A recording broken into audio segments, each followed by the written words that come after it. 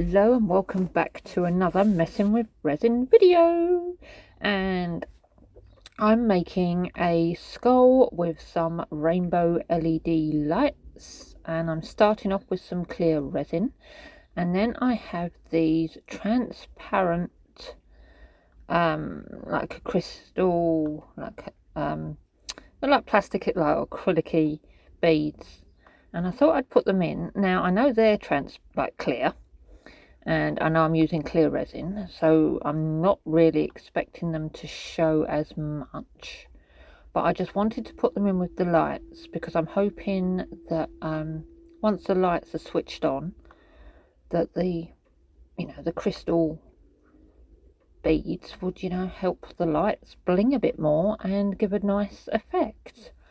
Plus, by putting something in the skull and not just resin, I'm using less resin as well.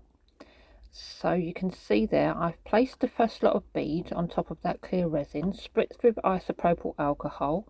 Then I just went ahead and dumped the remaining beads in the bag on top of the lights, and just using the lolly stick. And then I'm just going to add the remaining resin from this pot over those. I will manipulate them around and squidge it so there's no bubbles, as best as I can get the bubbles out of it, but I am aware that I won't capture all of them. There will be some that will sit in between the beads, and that will just be painstakingly impossible to get rid of. But with the beads and that, it will add to the effect and make it a unique, one of a kind item. So I'll be doing this, I don't know if I've just said that because I waffle, but I will be doing this in multiple pours. So I do have another bag of these crystal beads that I will be adding when I do the next pour with clear resin again. Not sure if it will be enough to fill the skull completely, but you can see there I'm manipulating them around to try and get them as flat as possible and try and avoid any bubbles around the edges if I can get those ones. And then just a spritz with isopropyl alcohol and leave overnight to dry. So you can see that is nice and dry, and I've got my next lot of clear resin and another bag of the crystal beads. So we start off with a little bit of clear resin again around the lights, and then a spritz of isopropyl alcohol, and then one for luck, and then sprinkle in and around the lights some more beads. Now the annoying part of doing this is, as you're moving them around, they just clump and stick to the lolly stick because it's got resin on it as well. So this was a bit of a pointless thing that I was doing here because I was just making holes. So another spritz, some more resin, some more beads, and just layer it up and spritz in between, and hope that we can pop those pesky bubbles. And as I thought, when I dumped the last remaining in, it wasn't enough to fill the skull completely. So while this was drying overnight, I was sitting there racking my brain on what I could do to fill the rest of it up without just using clear, and didn't want to use a colour because I didn't want it to distract and take away from the rainbow LED lights that are now securely in place. So I also didn't mix enough resin to cover the beads, so quickly off camera I just mixed a tiny bit more resin just so I knew it covered those beads completely, while I left it to dry overnight and then come back in the morning to do the final pour of whatever I can think to use. So one final couple of spritz with some isopropyl alcohol and leave it to dry overnight.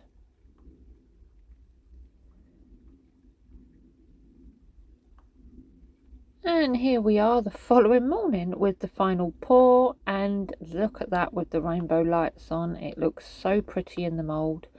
I decided to finish it off with some iridescent mylar flakes in clear resin, so you can see I have that pre-mixed there. It's been sitting there to try and, again, as I say it with resin, bubbles.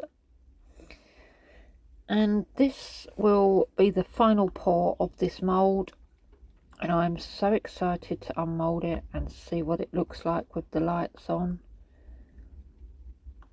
So just pour that all over the top.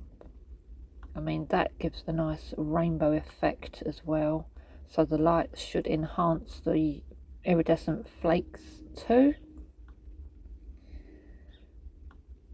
So just make sure that that is everywhere, because there was still a little bit of the lights popping up. So, and there's a few bubbles there that you can see I'm scraping around. And then give that a spritz. And then we're going to leave that, and then we're going to come back and struggle to unmold it without trying to break the wire of the lights. Now this is, I mean, the struggle is real to unmold this because of the nature of the curves, but what makes it even harder is that wire, because the last thing I want to do is snap that and then the lights are just going to be there and are not going to work.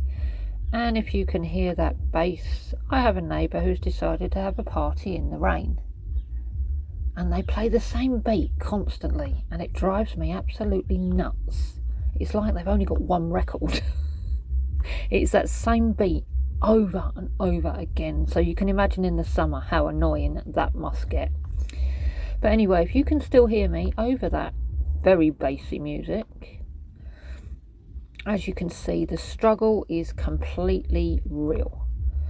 So I'm paused it, and there we go, managed to get it off, and I didn't want you to sit there and watch the whole struggle.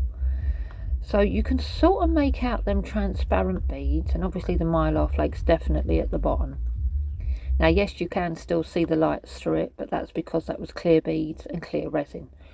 But just watch. Oh, look at that. How gorgeous does that look? I mean, if you've got someone who's scared of the dark and they don't mind skulls, or even for yourself, it's a great little night light too. It's absolutely gorgeous. I love the way it looks. Thank you for watching, and until next time, bye.